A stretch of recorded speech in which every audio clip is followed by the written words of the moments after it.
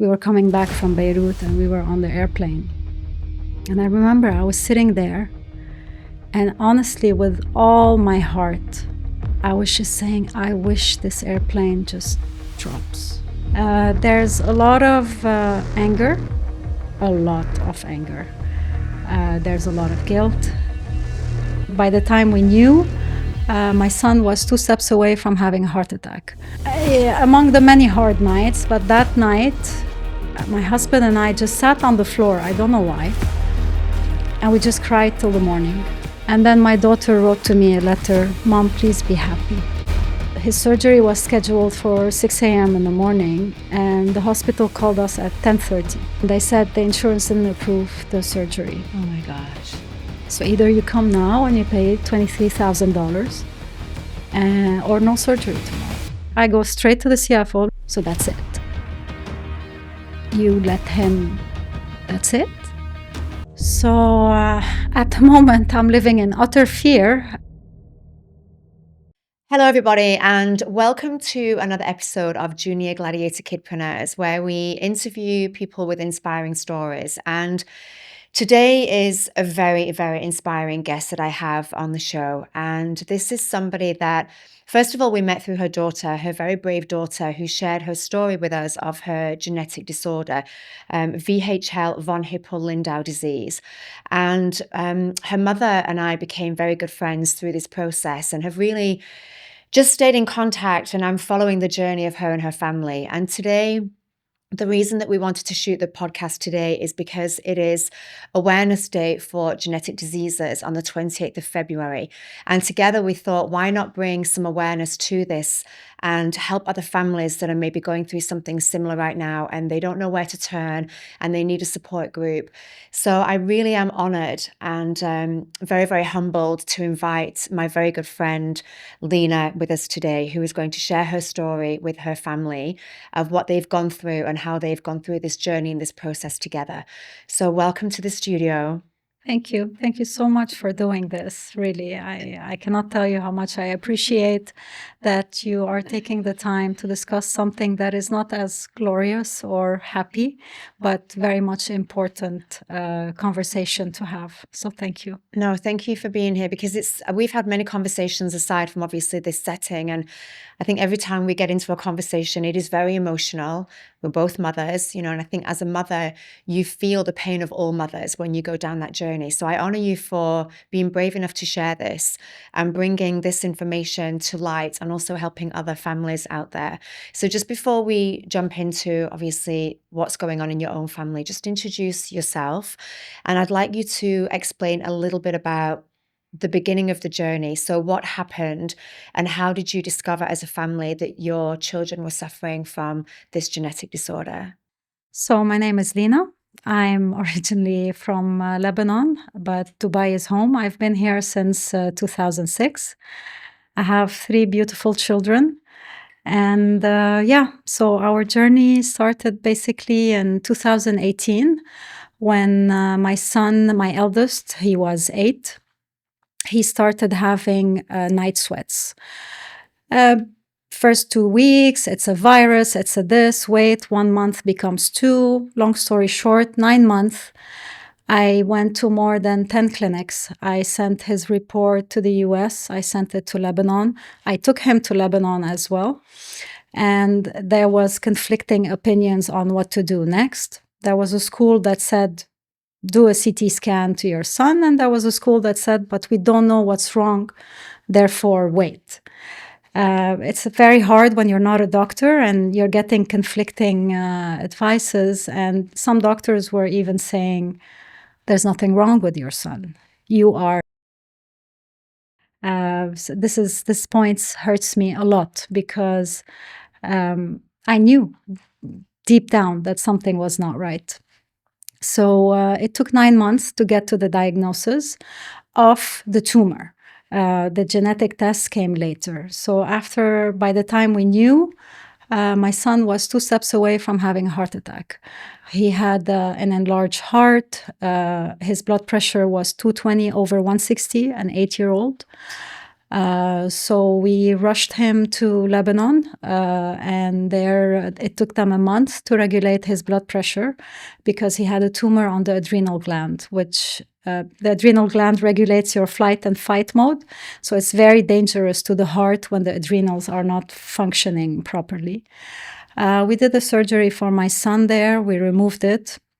And then they told me that it was very rare that kids have this and that they advised me to do a genetic disease. So at Sorry, a this stage, genetic. they didn't know that no. he had The VHL. suspect was cancer. Yeah. So when we found the tumor, they were worried that it was cancer. So again, the longest 2 weeks of my life post-surgery to see if it was cancer or not. And then they advised me about genetic testing. Unfortunately, for example, just to raise a very important point for anyone who's going through this, buy a life insurance before doing a genetic test, because the moment you do a genetic test, then it's a pre-existing condition. That's very good advice, actually, because you may not even think about that. I didn't. No. And I did the test. And why would you as a Exactly. child? And so he turned out positive for von Hippel Lindau. So the original genetic test, they test the whole DNA and they check every one, if it's normal or not. This one came up as positive. Had you ever heard of this disease before? Never. Never. Because it's very rare, correct? It's not something that's in the mainstream. No, it's 1 in 36,000 people. So yeah, the unlucky dice. So then we tested, my husband and I, and then it turned out to be me. And this gene, you either take it from the mother or the father. So there's a 50% chance. Unfortunately, the 3 kids had taken it from me. And then we tested the family, my family, and it turned out to be my mom, who never knew. So my mom learned at 82 that she had it. And she'd never had any symptoms, or even you hadn't had symptoms previous to this. Okay. Yeah, I'll get to that because I think I've had it for 20 years. And again, the doctors, I love doctors. They keep us alive. But also doctors, I truly believe they don't listen sometimes to women's pain, and they go directly, it's in your head. So for 20 years, I would wake up with my pulse at 120. My heartbeat while sleeping would go up to 200. They would tell me anxious, go see a psychiatrist. And I'm like, I'm okay. I know when I need help. Yeah, exactly. I have a loving husband. I love my family. And then they gave me heart medication for 2 years. And see, Dr. A doesn't talk with Dr. B. So the heart doctor checked my heart. You're fine. It's in your head. I'm not a doctor, but why nobody thought that something else can affect the heart, like the adrenals, for example? So after my son was diagnosed, of course, the VHL Alliance, which was the first point of contact for me for help, they said, you're 42, you go right now to do scans. Okay, full body scan, check everything. So I went, and rightfully so. I had a 6-centimeter tumor on my adrenal gland. So VHL tumor are very vascular. So they showed me on the CT scan, like you could see the veins all the way up to my heart, basically pumping this adrenaline. That's why my pulse was up the roof all the time. That's why I had bursts of anger. Could they detect how long you'd had this tumor for? No, but it was when the surgeon removed it, he said it's been there for quite some time, because 6 centimeters is quite big. And from the looks of it, very vascular, very, very present. And I know how I feel the moment they removed it. Anxiety, unexplained anger, my pulse is back to 80, all gone as soon as it was removed. So often now when people talk about anxiety, I tell them also, check physically. Check your vitals. It's not always in your head. It could be something physical. And these tumors are benign. Yeah. But they can develop, is that correct, into something more serious? Yeah. So VHL typically does tumors in the brain, the eyes, the ears, the pancreas, the kidneys, the adrenals, and the back.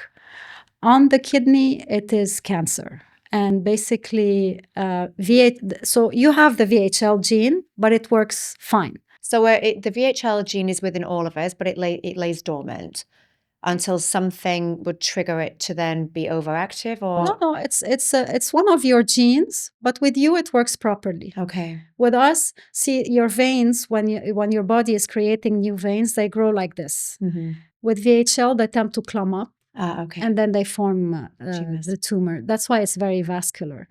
And kidney cancer sits on the VHL gene. Okay. So that's why we're now part of a study, because if they can understand how the VHL gene works, they can find a cure for kidney cancer. Okay.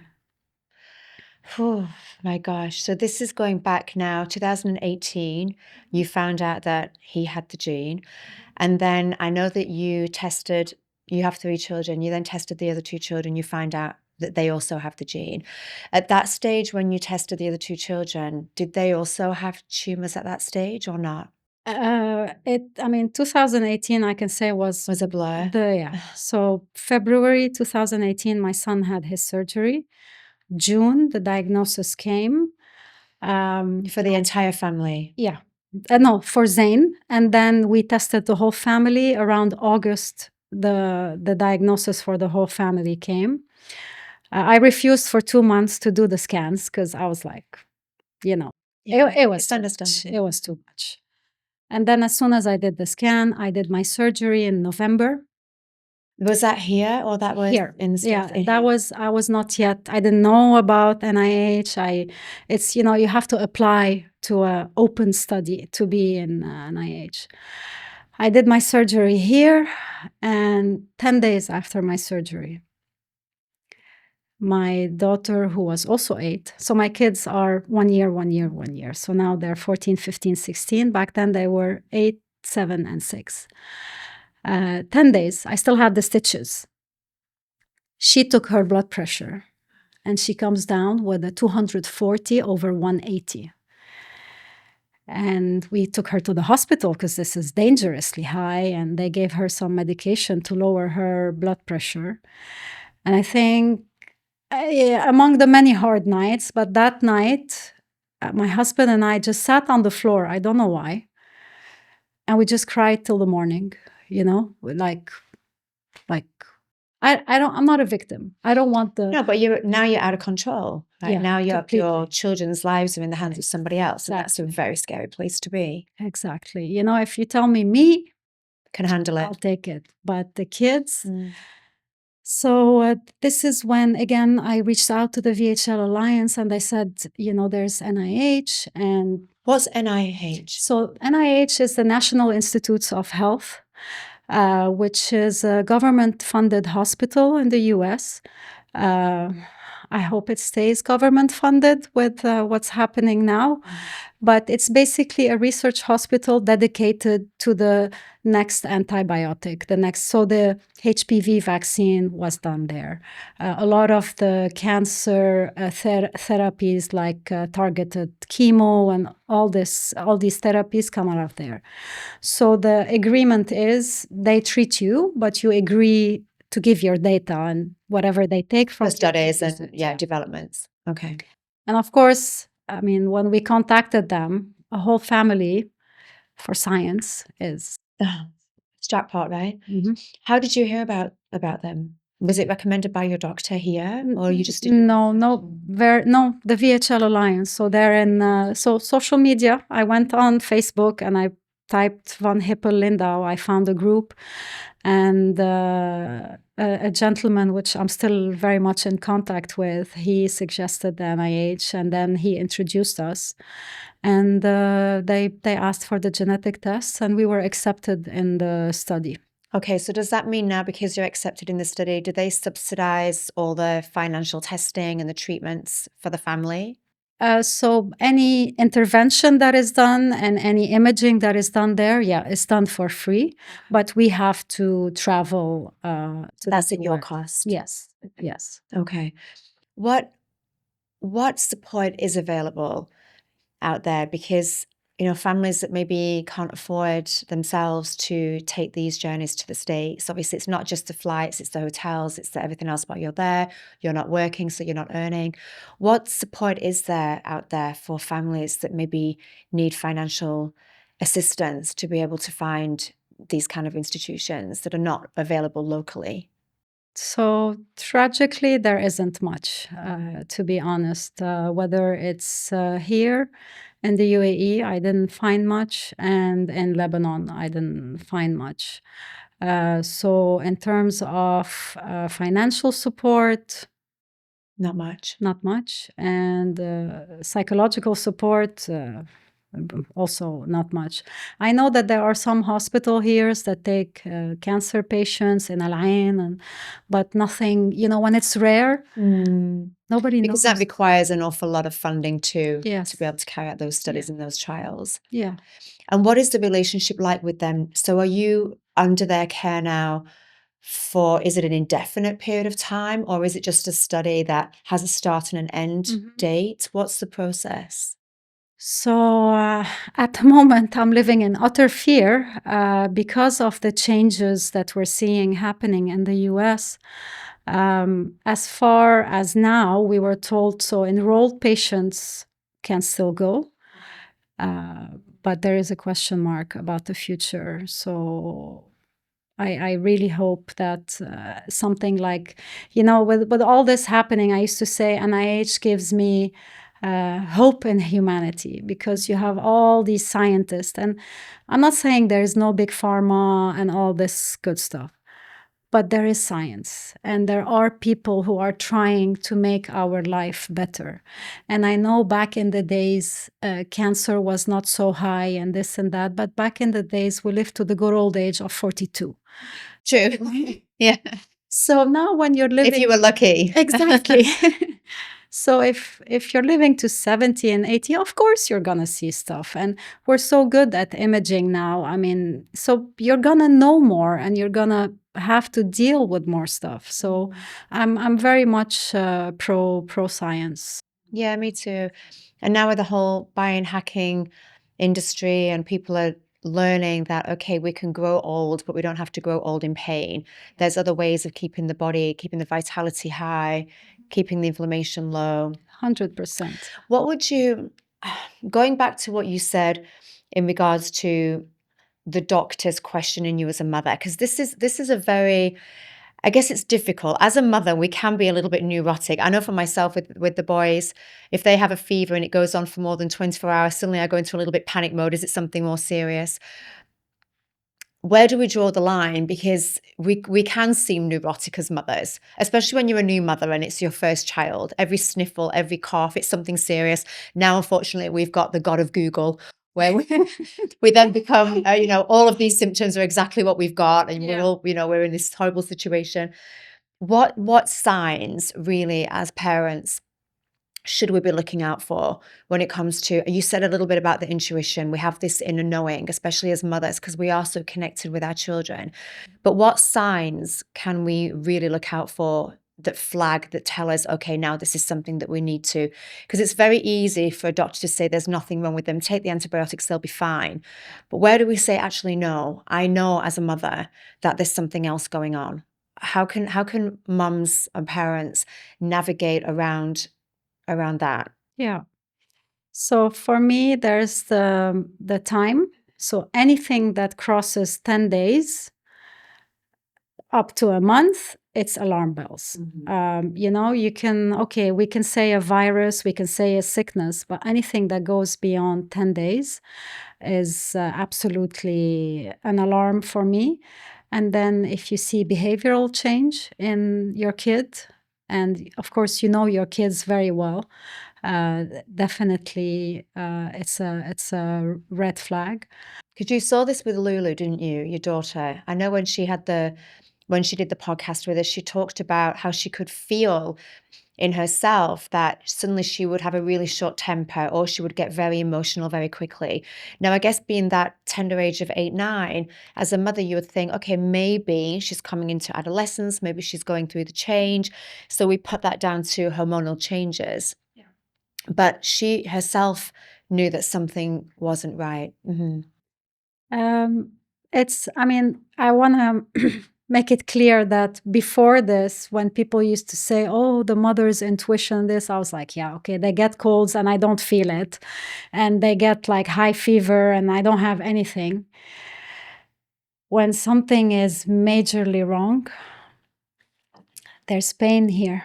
You wake up with a pain and you don't wake up. I used to wake up like this every morning, like something is wrong. I have to do something. And I was taking pictures of him. I mean, my son would be dripping with sweat while sleeping. Don't tell me this is normal. Don't tell me this is a virus. It's been more than a month. So it's really the intuition is there. And then I know it's very tricky with us because it triggers a psychological response. But again, psychological response can be physical. It's not always in their heads. So really for the moms, even the professor that we call the father of VHL, he's been working on it before they identified the gene. And he told me when I was telling him that, he was like, oh, I know. The mothers know before I do. Oh, really? Yeah.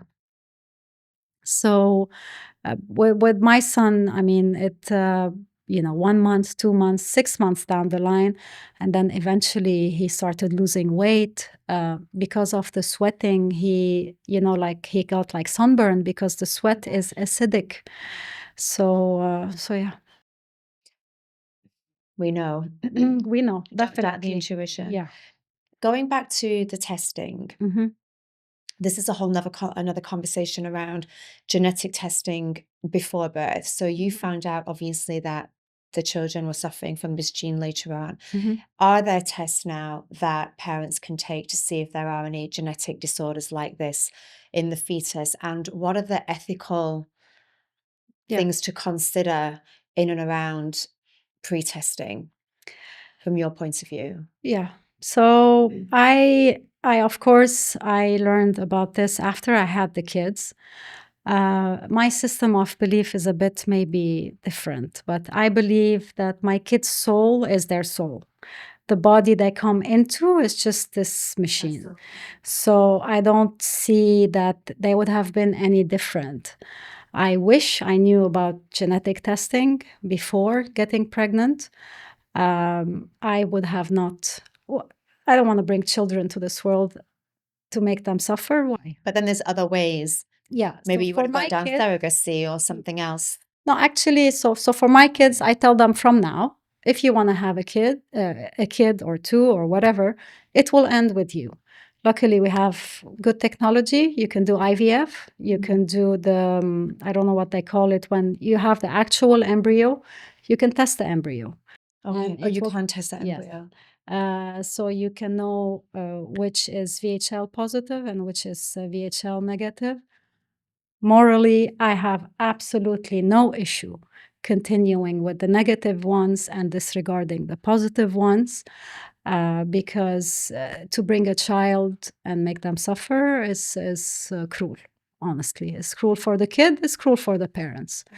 And it's often we have this discussion on the group. We have a group on Facebook, and of course, depending on the system of faith, and I'm Muslim, but this is what I believe. I have zero moral issues, and I really put it now in their heads that it will end with you. We will not let it continue. And like you say, with technology and developments now, it can as well. What advice would you give to families that maybe have just found out, okay, now we have this disorder in the family? Because your journey, obviously, you didn't have guidance and support. I know your journey was very solo in the beginning. You didn't have these organizations. So in the beginning, it's very much finding ways and finding communities and finding doctors. What advice would you give to a family that maybe has just received some devastating news and now, okay, what do we do now? What's the next step? So depending on where they are, there are some great genetic counselors out there. Unfortunately, we had one that I think wasn't wasn't good. But genetic counselors, I read from other people's stories, help a lot, because this is, what they do day in and day out.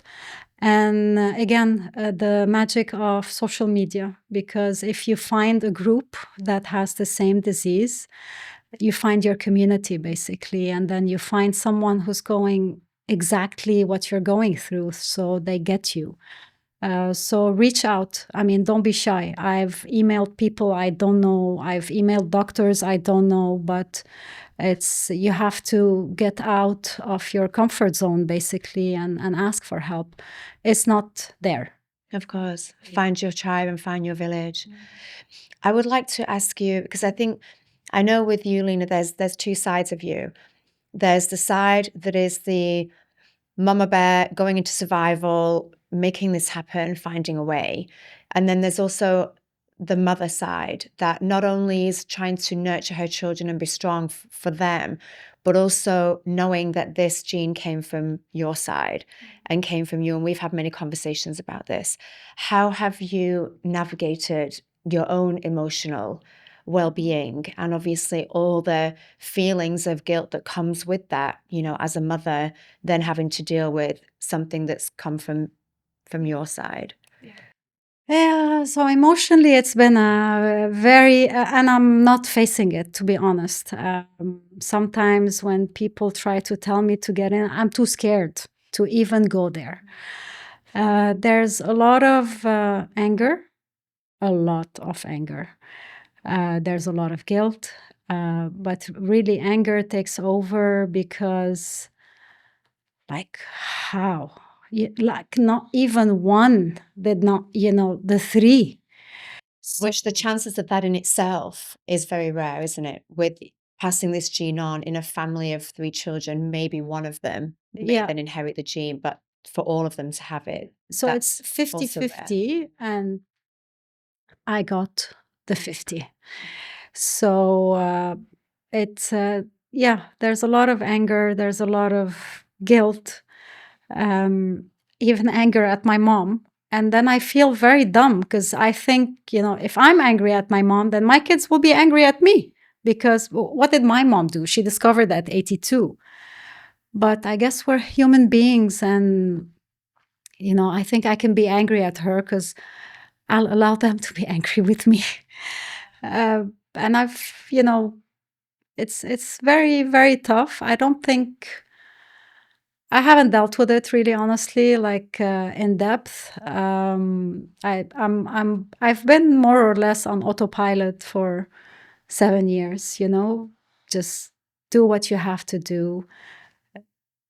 Get them to where they want. I just want them to see them strong, independent, hopefully secure their future. I mean, that also switched something, in my head. How can I secure these kids that they have something if they need, because, it requires a lot of doctor's visits sometimes, surgery, time off. I want them to at least have a cushion for if something happens.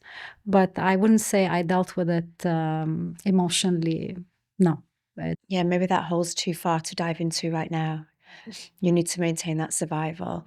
What would you say you have learned most about yourself and your personality through this journey? Because what I see this incredibly strong woman who, I know behind the scenes it's very different, but this is coming from me, this incredibly strong, amazing woman that is just, I admire you so much because, to go through all of this and then have to be that pillar of strength when inside you're breaking is very, very difficult. And that takes a certain strength to be able to do that.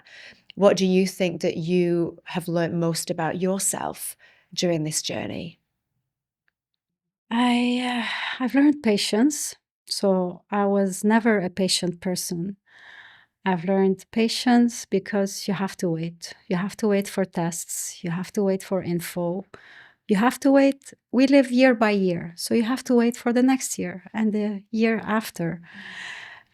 So that was one of the biggest things I've learned. And then you say I'm strong, and I feel I'm like the weakest person ever. but I don't have a choice. Mm. You know, when the whole family was diagnosed, we were coming back from Beirut and we were on the airplane. And I remember I was sitting there, and honestly, with all my heart, I was just saying, I wish this airplane just drops and this nightmare would be just over and it will be all of us together. Me, my husband, the kids, and I'm done. And I came back. It was one of among those times where I sat in bed for a week and, did the depression thing. And then my daughter wrote to me a letter, Mom, please be happy. And they know, they feel it, no matter how much you hide it. So I thought, okay, what to do?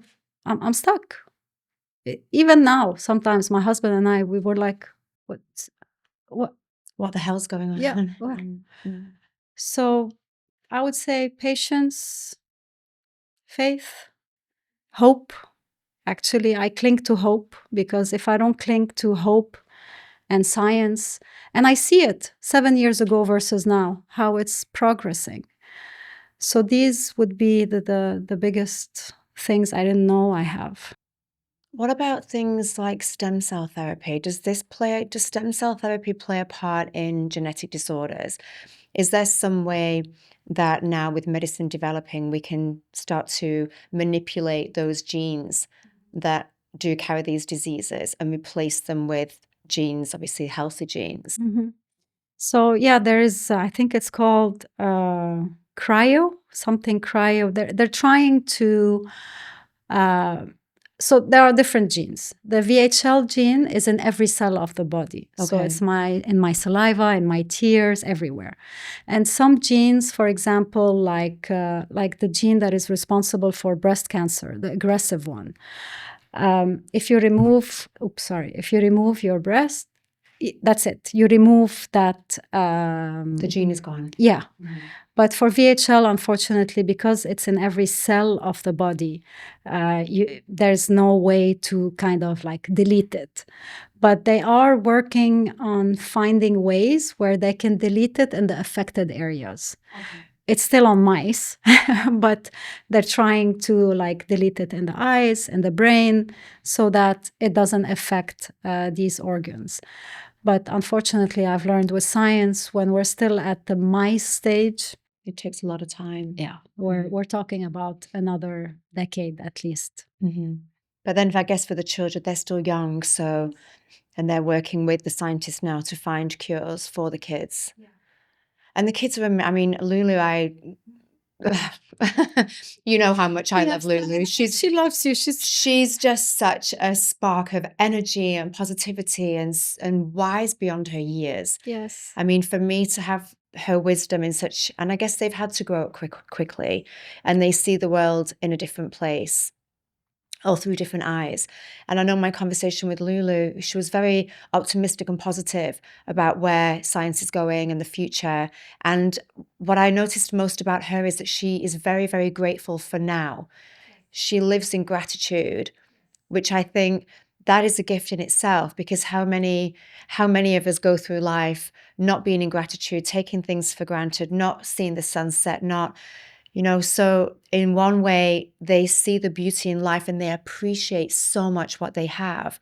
Obviously, on the other side, there's this constant fear of what's coming next.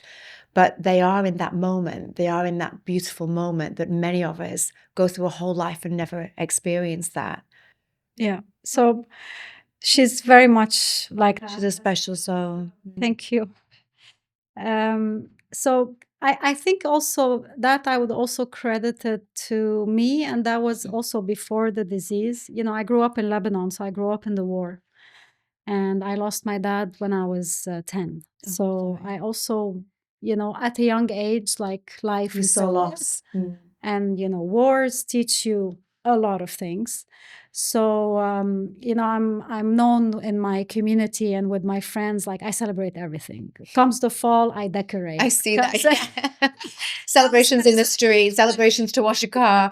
It's beautiful, actually. It looks very fun, from the outside. Yeah. You take a lot of time to appreciate and enjoy those moments. Exactly, because I want to create good memories. So, they have fun for fall, for Halloween, for Christmas, for whatever it is we celebrate it. So, and I am grateful, for every year I have for them without surgery. I'm very happy. It's a gift. And the biggest challenge with VHL is that we could have something every year and we could have nothing for the next 40 years. We don't know. It's just. How often you're screening on a regular basis? How often do you do the full screening for the family? So the full screening is once a year. That's what we do at the National Institutes of Health. And we do a mid-year test here, a blood test. Okay. And how often are those done? Twice a year. Okay. So twice a year for the blood test, and once a year you go to the States, to the center, and you do the full screening there. Yeah. So the full screening includes 5 MRIs, which is a challenge for an adult. So let alone a kid sit. I mean, they divide them, but it's a long time for a kid to sit in the tube. Especially when they're 8 and 9. I mean, now with the older kids, it's not so difficult, but as such a young child as well, I mean, just to sit still in the chair for 5 minutes is a challenge in itself. And with Lulu, unfortunately, she's claustrophobic. Okay. So until now, we do full anesthesia for she can't. I mean, the moment she sees it, it's just beyond her control. So I'm hoping, as she grows older, we'll find ways to deal with it. But yeah, so 5 MRIs. It's a lot. I mean, for me, that sounds heavenly in the fact that I can just switch off. But for the kids, it's different. No one demanding or, God bless you all, really, honestly. How can we support as communities? How can we get involved and support and raise awareness for families like yourself that are going through these things? So the 28th of February is Rare Disease Day, and very few people know about it. So, raising awareness about these rare diseases, because although they are rare, there's many of us. There's many rare diseases. I think it's around 2 million people around the world that have a rare disease.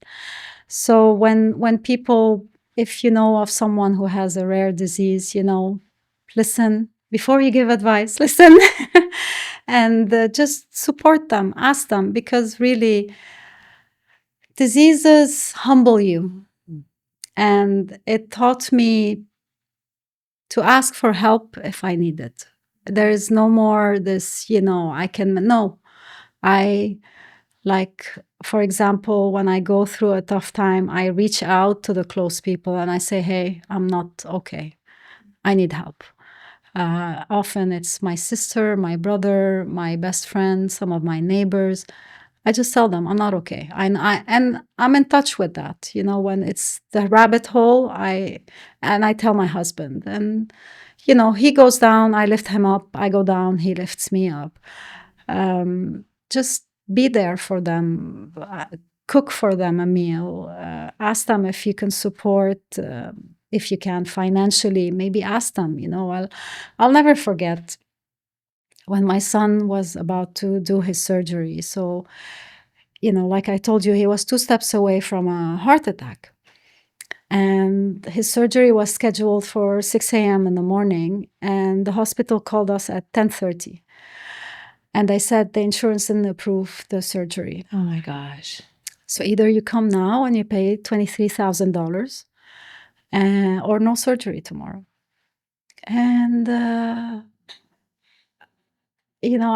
and it happened at that particular time. We didn't have $23,000 like that. And my husband's nephew had given him his credit card. I'll never forget that. His name is Fadi, also like my husband. Shout out to Fadi.